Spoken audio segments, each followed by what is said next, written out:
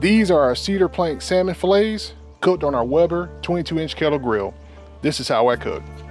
Hey guys, welcome to my kitchen. I'm Jameson and this is how I cook.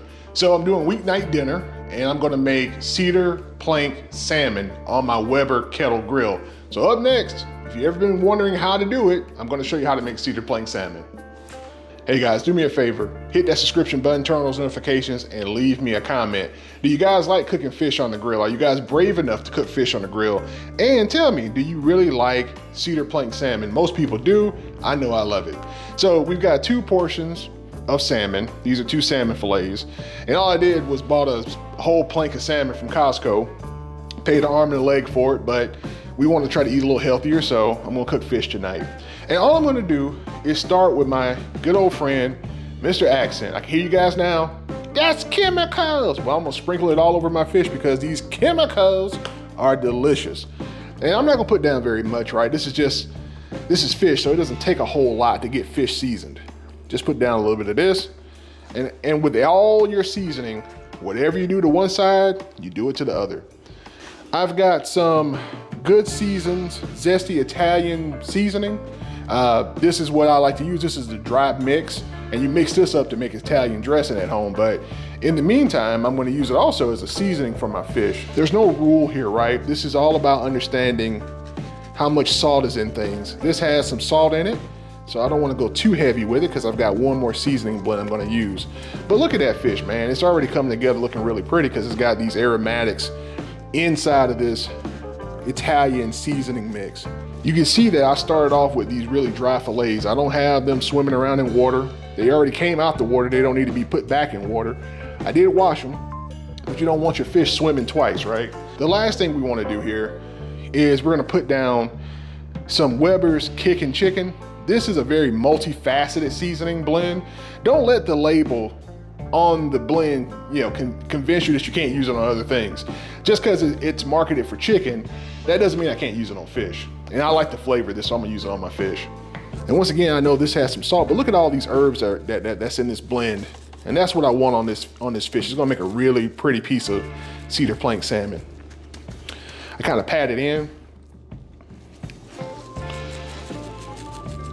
See how I'm using my hand to create a protective divider between the fish? I've already seasoned this piece of fish, so I don't want to over season it, so I use my hand to block that seasoning. And before I start putting down more seasoning, let's go ahead and use this last piece of fish to mop up all these spices that I've already put on the board. Get those edges, man. Y'all know how the women talk about the edges of their hair. They can have the most beautiful long hair, but if them edges look a mess, it's a problem, right? So it's the same thing with seasoning food. And guys, just like that, we've got 2 nice salmon fillets seasoned up. Now, normally I would tell you this would be better overnight. And with fish, you want to kind of change that rule. It all depends on how much salt you use to marinate your fish. If you're using a lot of salt, then you don't need to let this go that long because fish is very porous and it'll go through a curing process and it can be over seasoned if you let it sit too long. So what I'm gonna do, I'm gonna let this sit while I get my grill fired up. That's all you need.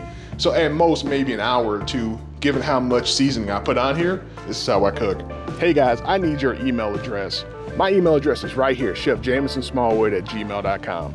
I'm gonna put together an email list so I can tell you guys about all the projects that I've got going on. I'm making a seasoning blend line. I'm making a cookbook. And I've got other things that I wanna be able to tell you about outside of YouTube. So yeah, shoot me an email and say, hey, Chef Jameson, I wanna know. Hey, chefjamesonsmallwood@gmail.com. It's super simple and it helps me stay in touch with you. All right guys, enough of that. Let's get back to our video. So these are cedar planks. And you can get these at your local grocery store oftentimes. I found these at Kroger. They have to be soaked in water because we're gonna grill the fish on the cedar plank, but we're gonna put the plank directly over the fire. And so to prevent these boards from burning up instantly, we've gotta soak them in water. So this is something that you can do the night before if you plan on making Cedar Plank salmon, but it doesn't take that long to get these hydrated. I would say at least an hour in some water, and you see these kind of float, so you want to put something on top of the planks to help push them down to keep them submerged in the water. So yeah, a couple hours, let them soak, but at least an hour before you put these on the grill.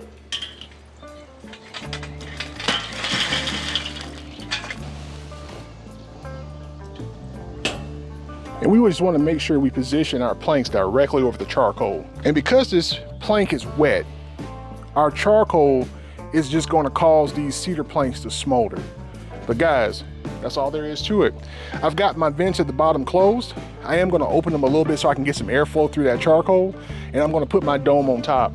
But guys, in about 30 to 45 minutes, depending on how fast this cooks, we're going to have some delicious cedar plank salmon.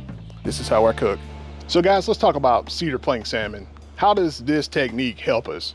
Well, first off, one of the problems that you run into anytime you want to grill fish is that fish tends to stick to the grates. Even if they're well seasoned, if they're well lubricated, the fish can still stick to the grates. So by putting the plank between the grilling surface and the fish, you make removing the fish and manipulating the fish on the grill super easy. Also, you protect the delicate flesh of the fish by not exposing it to that direct heat that's on the grill.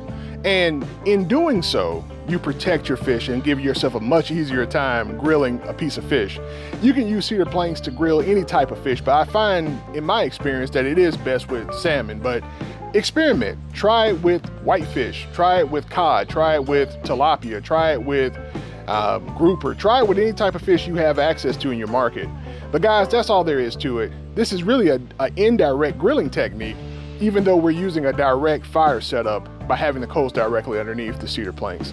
So in about 30 minutes to 45 minutes, depending on how you like your salmon, we're gonna soon sit down to the table and have an amazing salad with some delicious grilled cedar plank salmon. Let's get back to our video, guys. Our salmon looks really pretty, guys. Let's check the temperature on the thickest part of the salmon fillet. Oh yeah, that's definitely done. These are our cedar plank salmon fillets cooked on our Weber 22-inch kettle grill. This is how I cook. There it is on the plate, guys. See that salmon with my salad? Don't look at that piece of chicken. It's about the salmon tonight. Let's taste this and see how it tastes. I know my wife is sick of me at the table, YouTubing. There it is. See how good it looks, guys? Bon appetit.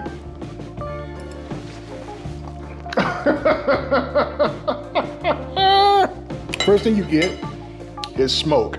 That cedar plank smoked the salmon for us as it sacrificed itself, protecting the salmon from that direct heat in those grill grates, but it gave a beautiful flavor to the salmon. You got the spices showing up there from that kicking chicken seasoning that I put on fish, and you got that Italian dressing seasoning mix with all those aromatics, those tangy notes, all of that showing up in that salmon, guys.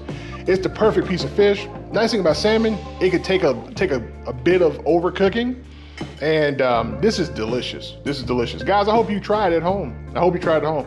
I'm gonna see if my wife has anything to say. How do you think it turned out, boo? It's great. Like, I'm almost done with mine. Oh, she's almost done, y'all. So I gotta catch up. Guys, I'm Jameson. That's my hungry wife. And this is how we cook, or this is how I cook for us.